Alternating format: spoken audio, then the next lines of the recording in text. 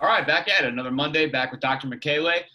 This week, I'm going to hand it over to Michele right away so he can introduce you to our guest on the show this week. So this is a very dear friend of mine. Do you remember when we recorded that medball video and I said your name wrong? Yes. I was like, "This is Sheehan, No, you said she-ma'am or something. She-ma'am or something." So his name is not She-ma'am or She-man or She-ra or whatever. It's John Sheehan. John is a dear friend of mine who I met. Hold on one second. John's a dear friend of mine who we just by chance started working together in when was that? 2017, 2018, right? No, I left in 2017. Yeah, 2017. Holidays of 2017. He came to work with us at Momentum Physical Therapy and Performance Training. He was our head strength and conditioning coach. He pretty much directed everything. John was from suburbs of Boston. Played baseball down at William and Mary.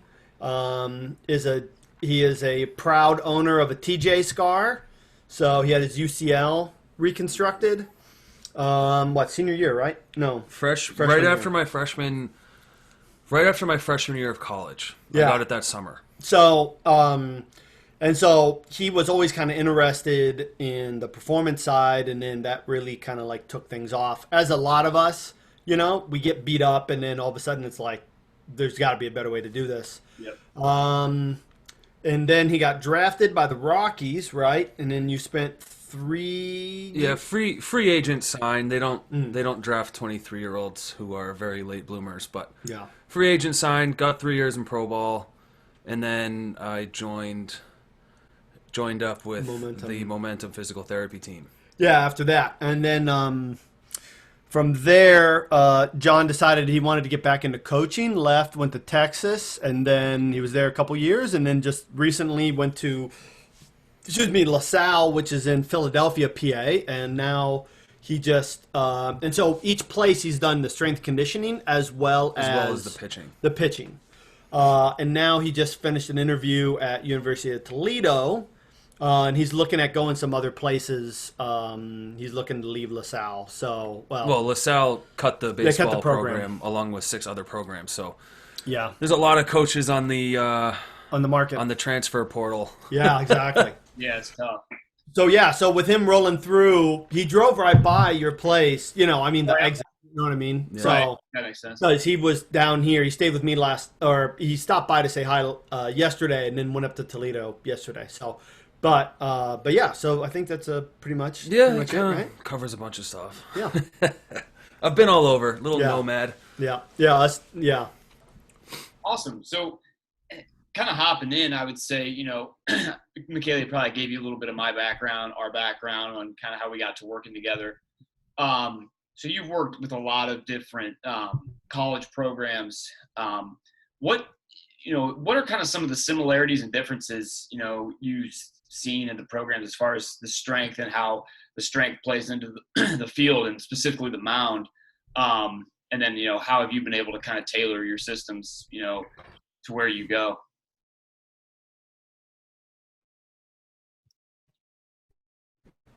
So baseball is such a strange sport. It is the throw and the swing and, sprint to first, and then let's say you're pitching. Yeah. It's one throw, and then 35 seconds go by, and you make one more throw. And the throw is less than a second. So it's like you need maximal power, and sometimes in order to get maximal power, you need maximal strength. Yep. So you have to train everything from maximal strength to power to maximal speed, and you have to be able to do it 15 to 20 times in a row every 30 seconds, and then you wait 5 minutes and do it again. It's not really an endurance sport. Not at all. It's Yeah. a maximal, full speed, violent effort repeated every 30 seconds for 2 hours sometimes, depending on how many pitches you throw. So that's kind of where a lot of my programs are based in. Like, you need to be really strong first. Now, that doesn't mean we just ignore power and speed, but sometimes you have to be so insanely efficient with your skill mechanics to lack strength. And chances are, if you were already insanely efficient with your skill mechanics, then like you wouldn't be going to college, or you would not be in college very long. You would already be very, very, very, very good. Yeah. So the name of the game for most college athletes is your body's not prepared yet.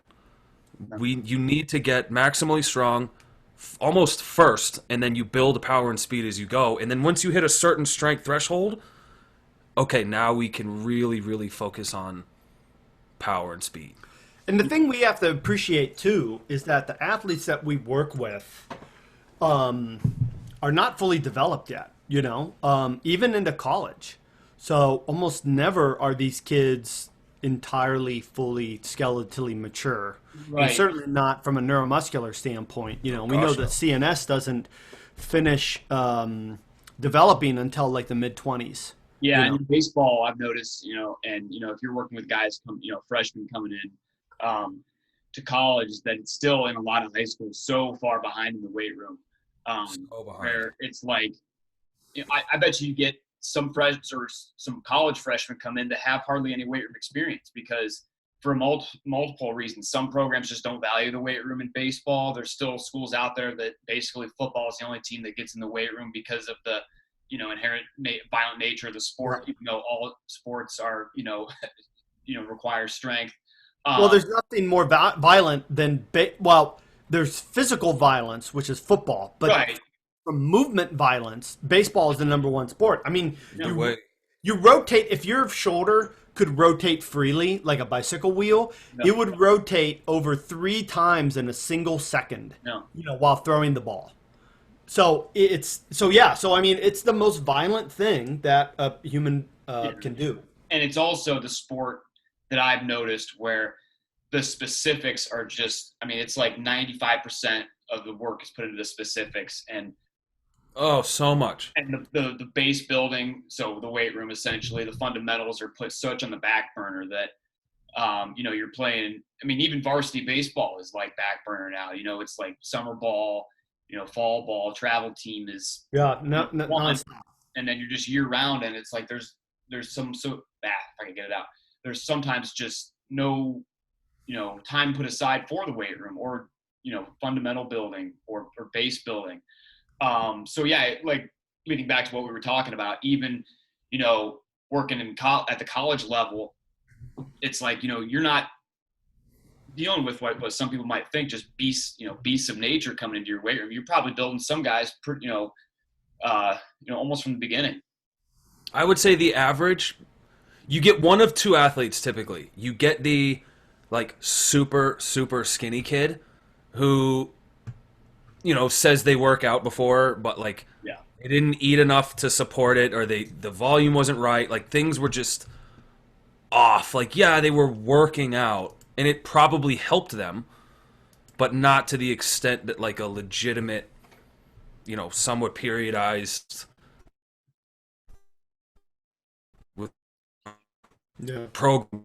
Or you get the other direction and they're like overweight. So it's like most kids are underweight or overweight, and they need to get to the proper weight. Yeah, they need to. Well, it's just, this goes back to the development thing we were talking about a minute ago. Most kids just aren't developed at that age. I mean, a lot of kids at that age still have their baby fat, so to speak. You know what I mean? They're just kind of pudgy. Even the big kids. I mean, technically they're overweight, right? But they just aren't developed. They simply aren't developed, and so they're weak. Either way, most people come in much too weak. Yeah, that kind of ties into something I wanted to tie back to something you mentioned earlier, where you had mentioned eventually you reach a strength threshold. Well, I'm willing to bet. I know I don't even really think about it because it's not a thing I see very often. And then, I don't know about you, how often you see that strength threshold where it's like, okay, you're strong enough. Yeah. I mean, not very often. I don't even think about it. Usually for me, I consider about 2 to 2.5, maybe probably just 2 times body weight on a trap bar.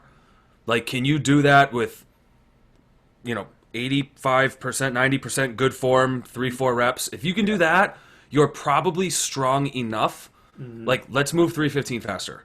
Yeah. Like that almost like the work and time and effort to go from 450 to 500 pounds probably just isn't worth it Yeah. for like on field baseball players. Like, okay, if you can already deadlift 405, it's probably time to put 275 on the bar and move it fast. Yeah. You know?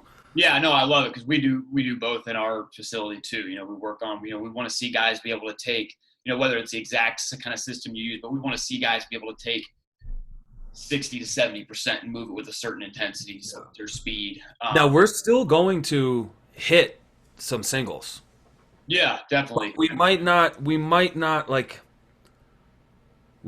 back the singles down. Like hit a couple singles, next exercise. Like Yeah. get to 90%, call it. Get to 94, 95%, call it. And then go to the next exercise. Like just train because you still want to train like the stiffness in the spine and all that stuff. Oh yeah. It's like the speed days become much more important.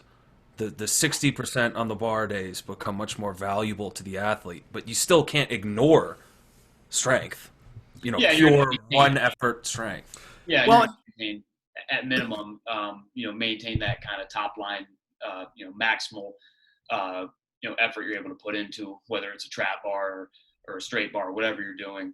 We want to hold on to that. Now, doing speed work can definitely, help you tie into that, slower moving effort. But you're right. Like there's a threshold, and then there's what they would call the diminishing return, which whether I kind of argue if that's a real thing. That's something I definitely don't worry about because none of our guys are that freakishly strong. Well, Same way with us. We're going to keep, some type of, near max effort work. But I like what you mentioned there. How much time are you spending on it is the key.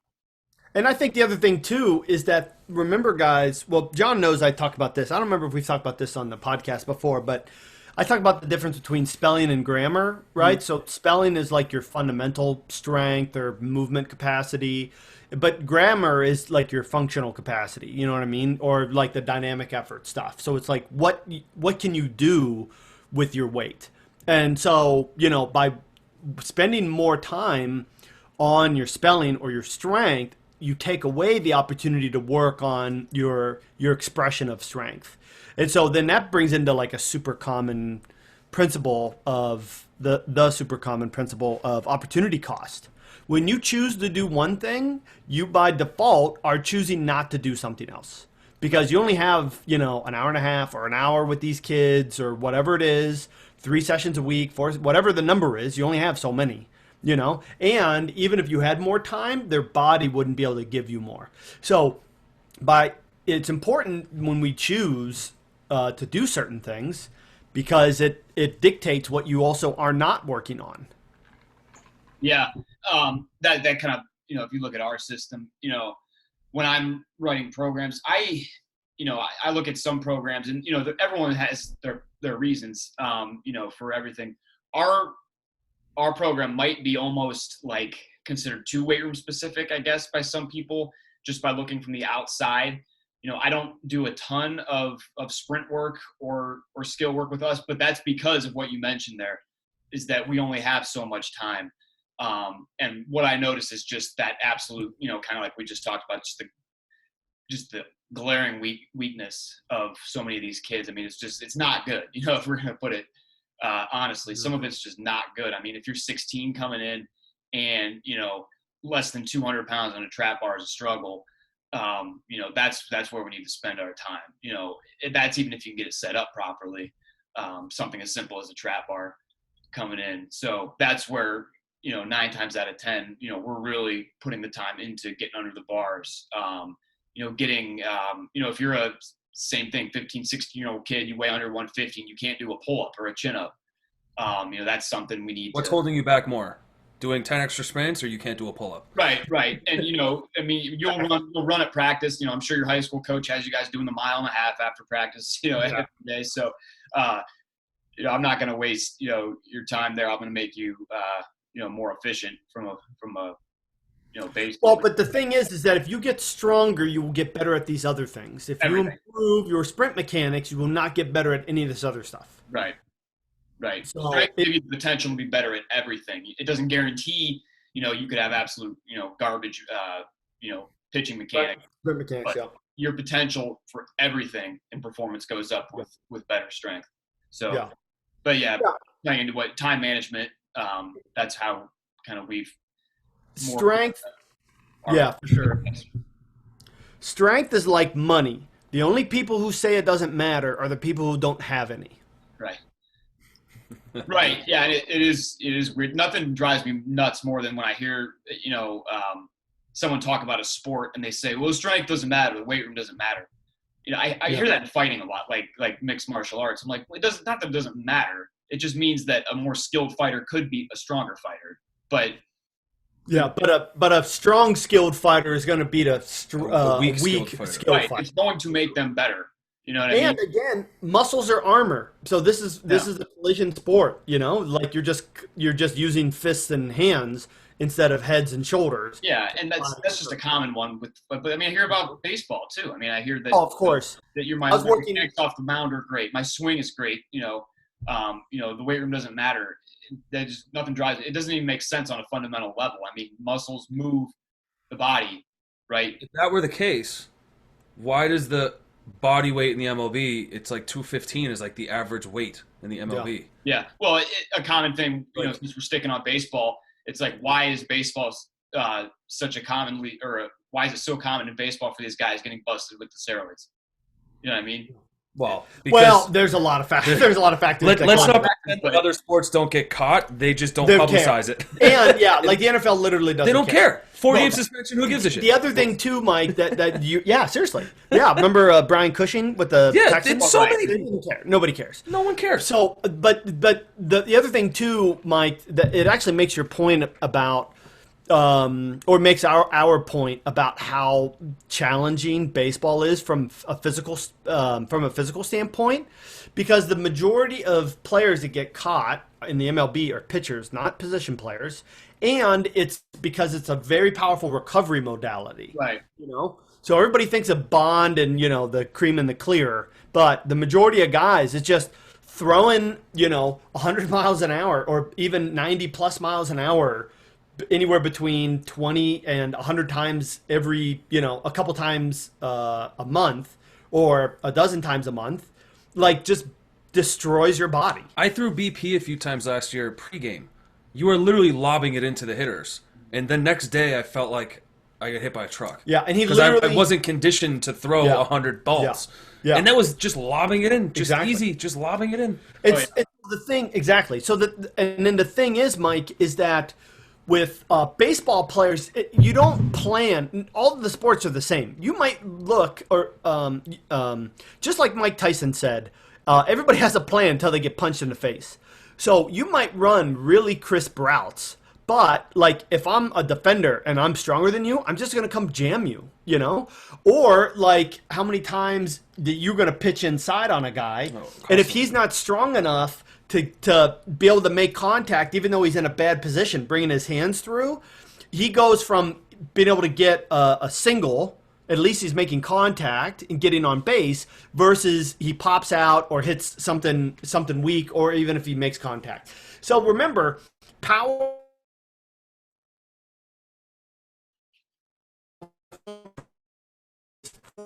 distance divided by time.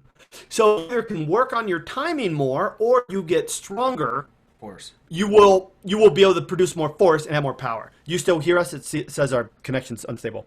It cut out for a little bit. You said you define power as and then mentioned. Yeah, so you define power, right? The mathematical formula for power is force times distance divided by time. How much stuff can you move over a certain period, whether it's a bat, a ball, yourself, a sled, whatever, a bar, divided by how fast you can do it. That's power. So the weak people will overly focus on the speed of the movement, and instead, if we just get you stronger, then you'll be better capable. The other thing, once again, is that you don't plan sports. How good you are is not determined by how well you perform when things go well. Right. Your performance and your health is determined by your resiliency to when things go poorly, whether it's your fault or someone else's. Yeah, I mean, if you're if your game on the mound doesn't go as you planned, you throw way more pitches than you thought because, you're just, you're getting hit or whatever, ever, but you're able to get back in there a week later and do it again because you're, conditioned better, from repetitive efforts of strength. Like we kind of talked about, if you're able to do heavy singles, or if you're doing dynamic effort, hitting those fast reps, maintaining speed, hit a set of 2, rest for 30 to 60, do it again, you're conditioned for that, then, you might be able to have a hefty load one game and be on the mound a week later still throwing, near your maximal ability, as opposed to somebody not conditioned that way might need, I don't know, I'm not like in the trenches with baseball, but, could need another week of rest before they can get on the mound again after a game like that. Yeah. And like the difference between you've got a lineup full of lefties and you're going to run your 2-seamer, you get them swinging at a bunch of stuff. And so that's going to put a different stress on your arm than if you have a lineup with a bunch of lefties and then you throw your Uncle Charlie, everything's running away from him. And that's going to put different stress on your arm than if you just threw nothing but fastballs. So that's the other thing too, is that you might feel great or look great or whatever whenever you just are throwing BP or simulated games, but whenever things get real, your ability to withstand the demands of whatever it is you're doing, whatever sport you're doing, it becomes far more important. And that's where strength and spending that time in the weight room has plays such a bigger role.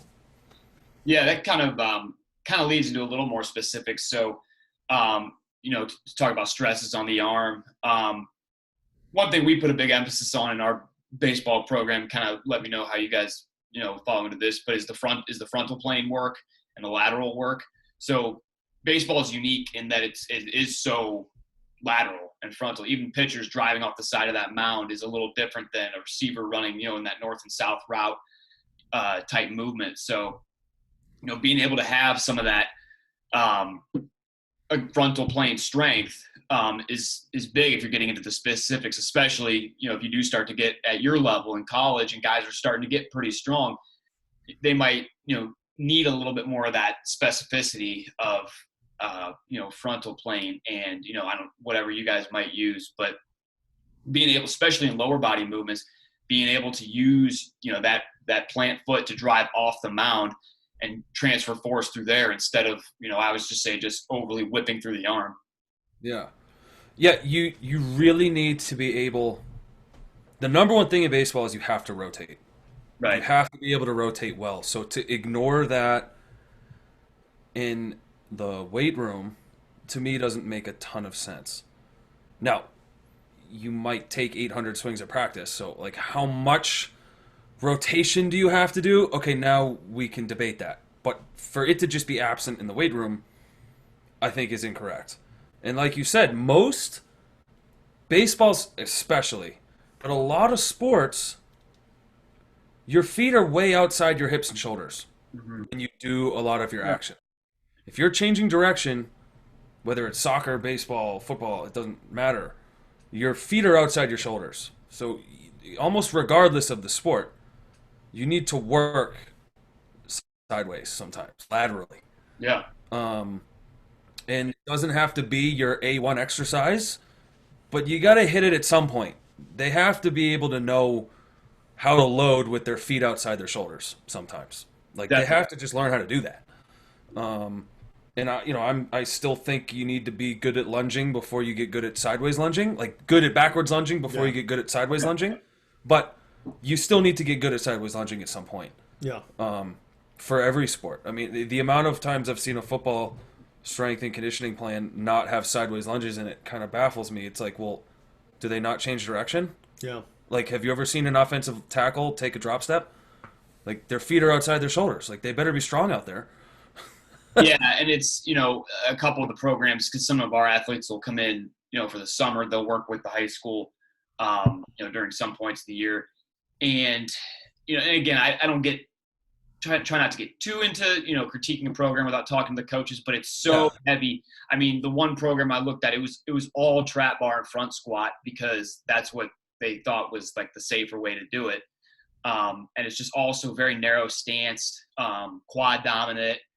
And, for pitchers we're talking about here, guys that are going to be in that, big abducted hip and driving off the mound, it's just a little bit of lacking aspects, I thought. So that was something when we get them in our weight room, we try to hit. So, some wider box squatting, kind of that West Side style of box squat, not as wide as their power lifters do it, but a little bit of that, the wider stance deadlifts, some Cossack squat, accessory work in there, that kind of stuff.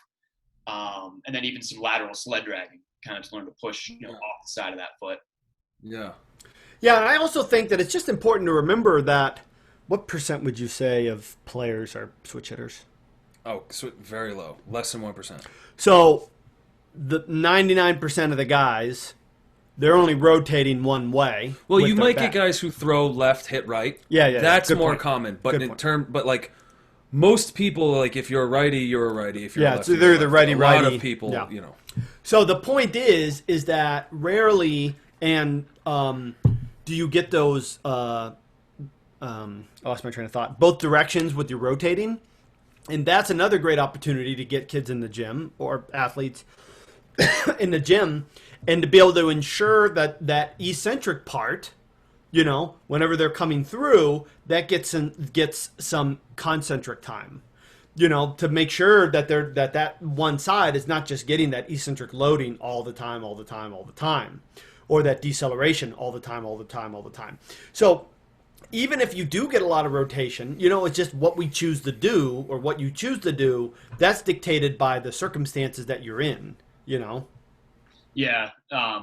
The least favorite thing our guys like to do is do any type of rotation work off their non-dominant side. It's like the most awkward thing ever. They probably look real silly. Yeah. If it's a med ball, it goes, who knows where it's going to go flying. But that's the thing, is that if you give it enough time, you actually will get It gets really, good. You can get good at it. Yeah, because you don't have a swing mechanic. You don't have a form. You know what I mean? You've never swung a bat left-handed or whatever it is, So you actually can develop a lot of power. I've seen kids figure it out pretty quick, and they actually become super explosive, because even though you're throwing to the non-dominant direction, you're pushing off the dominant leg usually.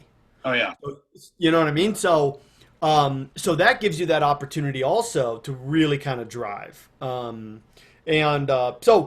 you find that, again, it's just like anything else. It's just, the more you practice, then you actually get good at it. But you have to program it in. You don't program it in, you're just gonna.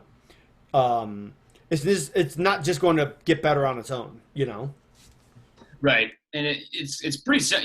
Not every position is the same, but if you're a shortstop and the the fast grounder comes to your right side, you're going to push off that left, make a lateral move first, scoop it, and then you're going to rotate. To heave it over to first, and you got to do it violently to get it over there. Similar there, batting, obviously very rotational move. So everything kind of exists in so much more of, that those two planes more dominantly than a lot of other sports, which is what makes, baseball weight room training a little bit more unique. Yeah, I mean, you can also work some of this one-sided stuff by doing, one-sided carries, single leg RDLs, off, hinge and row, So, I mean, there's a lot of ways. You don't have to, go find inspiration on Instagram, Yeah, like Russian twists are probably not going to be your best option. Yeah, exactly. Yeah. So hips are supposed to rotate lumbar spines. Say that last part one more time, Michele. I lost it. Hips are supposed to rotate, not lumbar spines.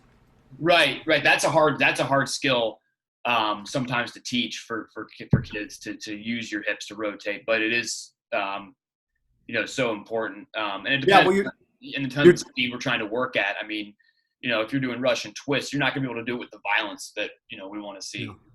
It's also non-weight bearing, and I was going to say you're definitely not going to get better at it by not doing it. So, but yeah, so you know what I mean, like what are Russian twists going to do? Instead, you can do like a rotational cable, almost like a bowler squat, or rotational row, or and most of these kids that are doing stuff, like they don't even their hinge probably sucks. Yeah, like like most high school kids just need to learn like Yeah, they can't hinge on 2 feet, let alone yeah they on they one. they can't hinge from your hips on really any platform, 1 feet or 2 feet.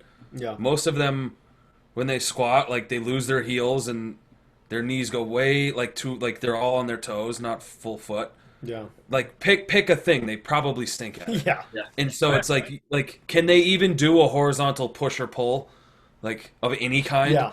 It's like how about we just teach like sometimes you teach them that first and then but that's where you have fun with them. Hey, I know we just did this like in their head very technical thing like they did a chest supported row but they actually moved their shoulder blades maybe for the first time.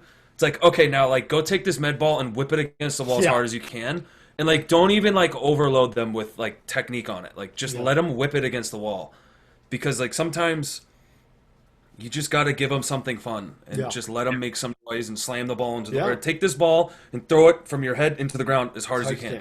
And like, like don't over technique. Especially with some of the beginners, whether it be high school, maybe even some of yours, but you've got to almost make that kind of fun incentive because we know the intensity that you have to train to play at, a game speed. But sometimes you can just tell it's not getting communicated in the weight room. You'll watch them, do a max speed squat or a slam or a throw, and you watch it and you're like, you can definitely do it more violently than that. You know what I mean? And you're telling them as hard as you can. So you kind of have to give them that. I get what you mean. Have a little fun with it, so they perform at that intensity that they need to train at to transfer over to better play. This one time I evaluated this kid, and I do broad jump with my evaluation assessment when I start with somebody. And I was like, okay, I want you to go as hard as you can. And he jumped 3 feet. Yeah. And he's just he's a 13-year-old kid, and he's literally never done anything like that ever before, ever. So the other thing, too, that we need to remember is that if you try to go hard all the time, you actually are going to go hard none of the time. Yeah. It is impossible to go hard all the time.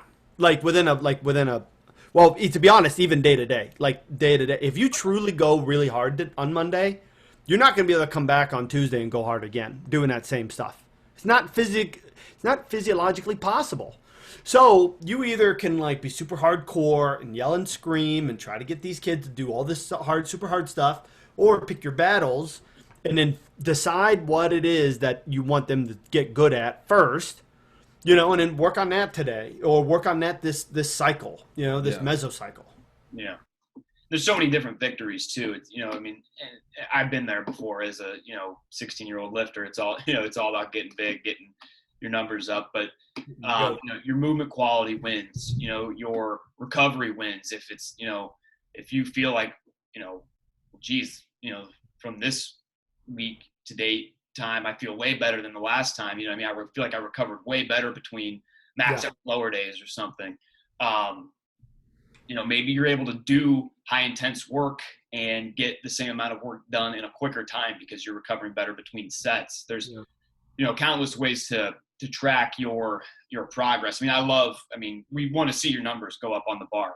There's, at the end of the day, there's no doubt, but for a lot of different kids looking at it on a big scale, some of them are going to be, your victories are, wow, you actually got under 135 on the trap bar, kept your lats on, kept your chest up, and drove it with your legs instead of, caving forward. That might be, your progress tracker right there. And then as you get older, like I'm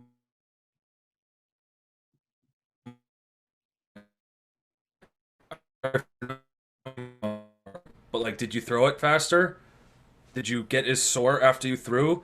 Like, I tend to notice like when the kids are in high school, it's like they just want to be bigger and they want to they want to hit the ball farther. Mm-hmm. But like they also want to be bigger, and like it's such an ego age. It's like, I deadlifted 225 pounds and I deadlifted 255 pounds. So blah blah blah. But it's like in college that tends to go out the window more. Yeah. And it's like I threw a fastball faster than you. Yeah. And I didn't get hurt doing it. Yeah, exactly. And that tends to become the victory now. Yeah. Well, in high school you're, becoming closer to an adult. You've got a bunch of other dudes walking down the hall that think they're tougher than you. You have so much testosterone in your body from puberty, and they don't know how to channel it because they don't know like how to lift High yet. school boys are literally the worst. They are, and the three of us were all of them. We were each high school yeah. boys. We know that they were the worst. Mike, I think I told you this story. I don't know if I told you this, John, but I like had those baseball players this summer, and 4 of them were teammates. This winter, 4 of them were teammates. And so, like, I was helping them get set up, and I'd bring over, like, a 45-pound dumbbell for whatever. I don't even remember. Or, like, 45-pound kettlebell. And all these little bastards would all use the same weight. It's like, I know, they do that. It's impossible for all of you to use The same weight.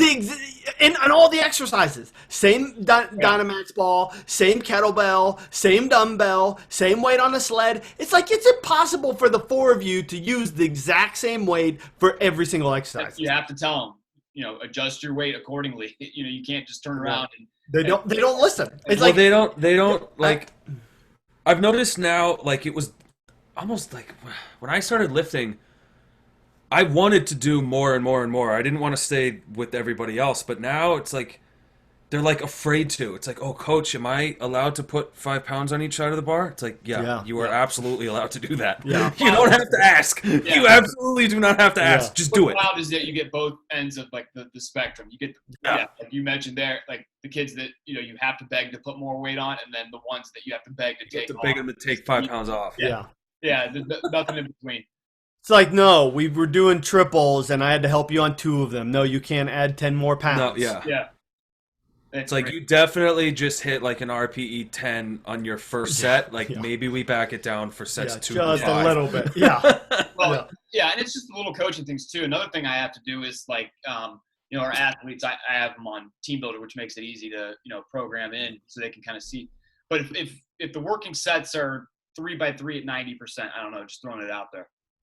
I got to put in, if I want that to be the working sets, I have to put in 4 or 5 sets before that, like do this first, because otherwise 90% will be the bar right away. Because this one, it's like if let's say it's pick a thing, it's 8 sets of 3. I don't care. Like the first set will be like an empty bar, then the second set will be 135, and they're counting, and the third set's 185, and they're done. I'm on set 3 already. Yeah, and they do like 1 set at the real weight, and you're like, no. Warm-ups do not count. Yeah. Warm-up sets, like, boy, that was a good workout, Coach. Coach. Wow, I got 1 set at 225. Let me tell you, it took you 6 sets to get there, and none of them counted. I'm killing it. I'm going to Taco Bell. Yeah, I get, and some of it too is that like, this is something I gained an interest in, just the weight room in general. So I'm very like familiar with it. Not every kid like lives, breathes the weight room. So, you do have to kind of almost look in their shoes a little bit, but yeah, just kind of some of those funny things that you don't think about, like when, before you became a strength coach, and you're like, yeah, it's going to be great. Some of the little things I didn't know. You don't think about that you're going to have to, talk about and actually coach in the weight room, just like the little micro details. Mm-hmm. Never step over a barbell. Yep. Don't do it. No, the curse. Numbers go in, they don't face out. Yeah. Yeah. I gotta pick my battles sometimes. I don't care about that stuff, but it's like I tried. I tried really hard to let it go. A big one for me is something I get really like stickler about is you have to write your numbers. I'm an Excel guy. Print it out, hard paper. Yeah. I hand them all pencils. Like you have to write your numbers down. Yeah. You are not allowed to not write your numbers down. Yeah. And with the guys who write their numbers down versus the guys who don't write their numbers down, they get so much stronger writing the numbers down. It's crazy. Yeah. And I just wonder, it's probably a little bit of both. A part of it is the attention to the effort, attention to the detail, which translate to attention under the bar. Which translates to like more volume over time. Yeah. Versus translates to you're probably eating better meals. You're probably actually give a shit about when you go to bed. So it's, the amount of times I've been asked, John, how much weight should I put? I don't know. How much did you do last week? Look at the paper. Like, what are you asking me for? What do you want me to do? Well, right. I can remember so many athletes, what you did last week. I can't remember all of them. Yeah, exactly. I don't know. Like, I don't even know what the program says. Yeah. Like, literally. I don't know. I don't remember. They'll come up to me, what exercise am I doing? I don't know. Yeah. Look at the paper. Literally, I gave you a paper. I gave you a paper. The one with your name on it. Yeah. Well, I'll get this one because we're using I have them on the Team Builder, which is on their phone. So that's the system we all agreed to go on. Is like you guys can see. I know in my head what we're doing. I don't remember the exact scheme of everything for every set, and I'll constantly get at, before the set, how many reps? Oh my Dude, look at the sheet. Look At the sheet. I know. I don't know if it's a character flaw or if it's a little bit of like my learning disability, but like I want to fire kids when they ask me these questions. Yeah. Now, I will say that it's a Drives little bit me- like names, because I have hopped into workouts before where someone else was kind of coaching it, and I have been like, oh, what did they say for reps? It is kind of like names to a degree. But man, if it is look right there. But but if it's like It's like I've been working with you for 6 months and you still don't know to look at the sheet, and I give you the same answer every time. yeah, exactly. Yeah, that's exactly right. I'm glad it's universal across. Yeah. Yeah, oh, It definitely is. that's in college too, man. And that's in college. Like, it happens everywhere. And name all the states you've lived in so far. In my life, Yeah, including pro ball or no? Yeah. Like Yeah, of 2 month stays count. sure.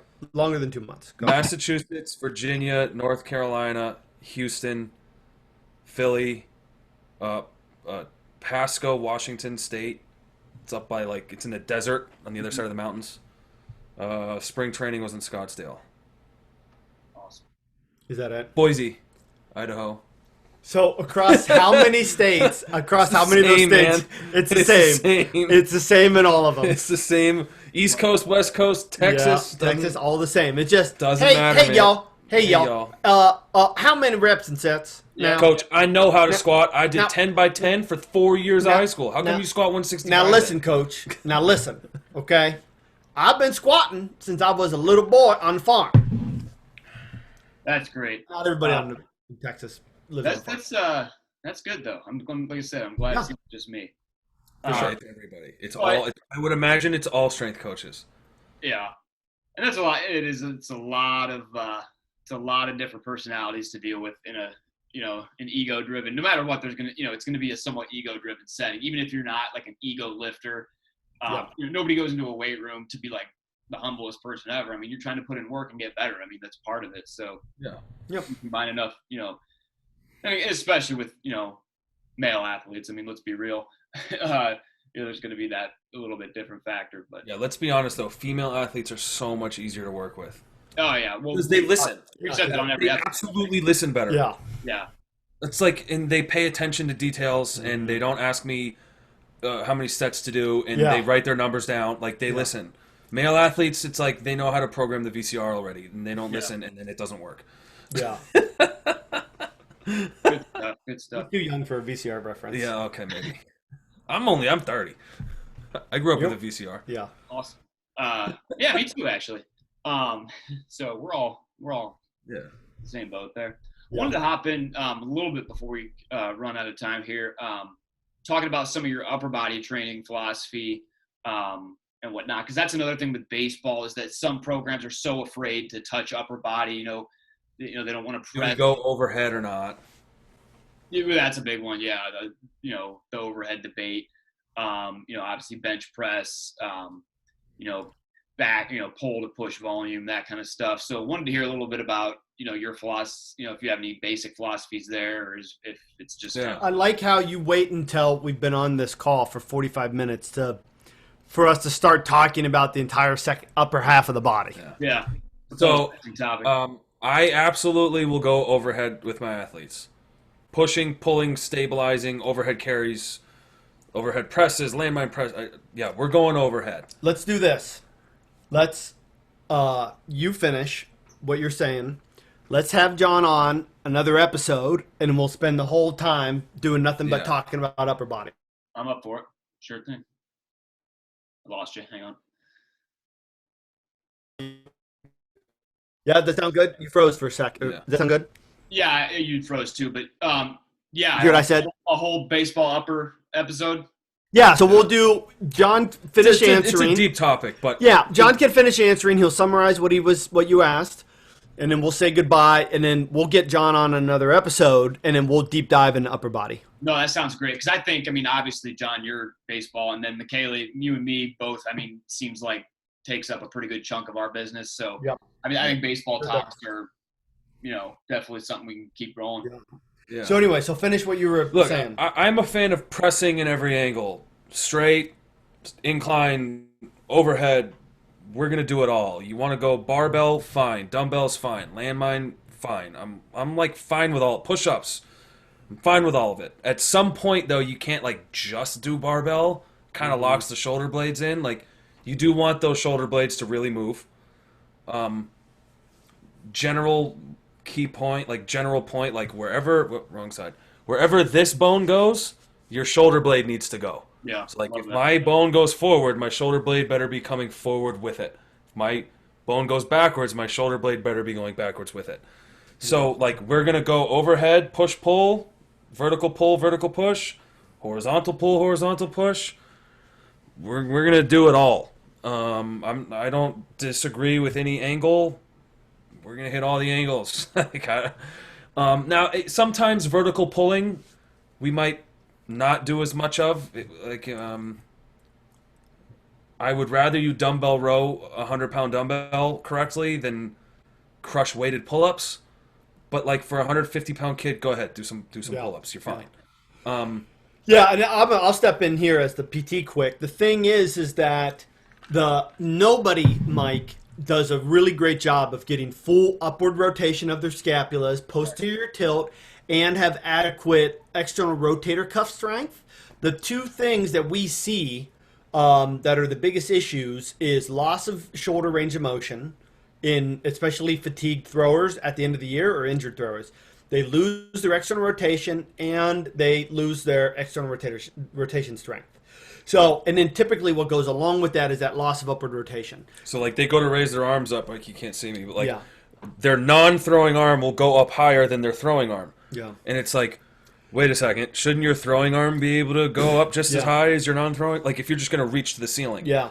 So they're doing all these pull downs. That's a baseball word. They do all these pull downs. They do all these lat dominant exercises. And on top of that, you have gravity sitting on top of your shoulders all the time. That most people are in too much downward rotation and anterior tilt. And so just simply by opening their shoulder up better, they're going to be able to rotate more freely and allow you to create more energy in the arm at the minimum to throw better and at the maximum to just, or maybe I said that backwards. At the best, you're going to throw better, whether you're a fielder or a pitcher. And at the least, you're going to be healthier. So that's why the vertical press is a priority over the vertical pull. Yeah. But horizontal pulls are always in the plan. Always. Yeah. And you mentioned like volume earlier. We'll probably press two times a week, maybe 3. But we might, I row my guys like horizontal pulling rows every day we're in the weight room. Yeah. Every single day. Yeah, I mean, we'll mix in, like I said, wrap this up as we're going to do a whole episode, but, mixing up between heavy, isometric, more of an overhead, like face pull kind of thing. Yeah. Oh, yeah. All the angles. But we're going to do some sort of horizontal pull every day. Good stuff.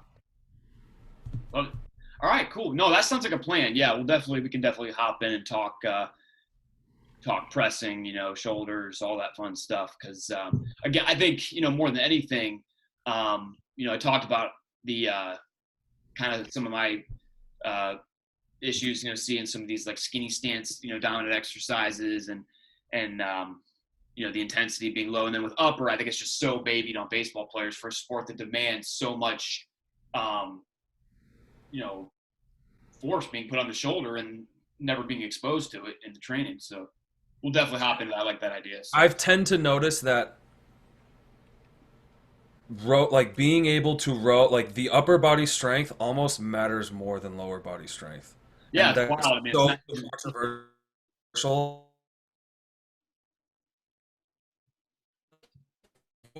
Need to withstand that force, like as long as your leg can withstand the landing force, get good, man. Like it's all about rotating and absorbing force in that throwing shoulder. Decelerating that. So it's a hot take for sure, but like upper body strength is absolutely just as important as lower body strength. Like no question in my mind at all. Mm-hmm. Good stuff. All right, cool. No, that sounds like a plan. Closing thoughts for what we talked about today for you guys?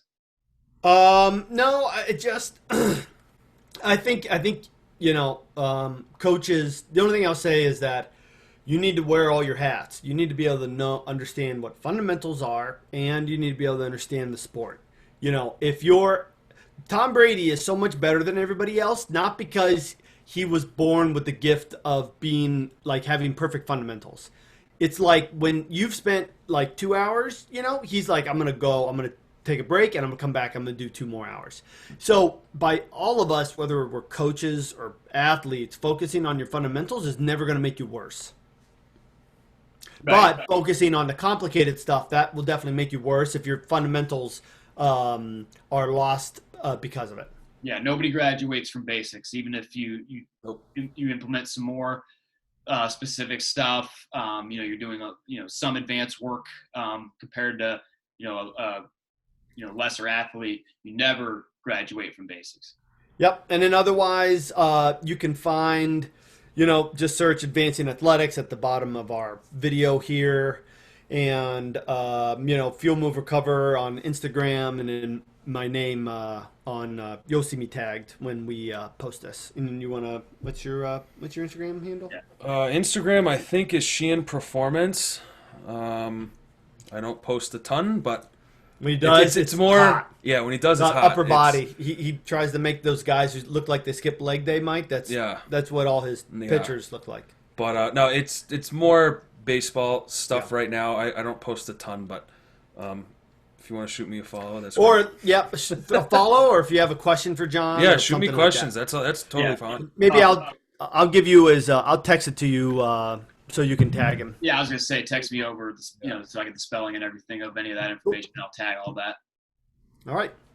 Awesome, great talk. I look forward to the to our next one because Upper body talk. Hey, thanks for having me on. Thank you. Yeah. No, this is awesome. I love that.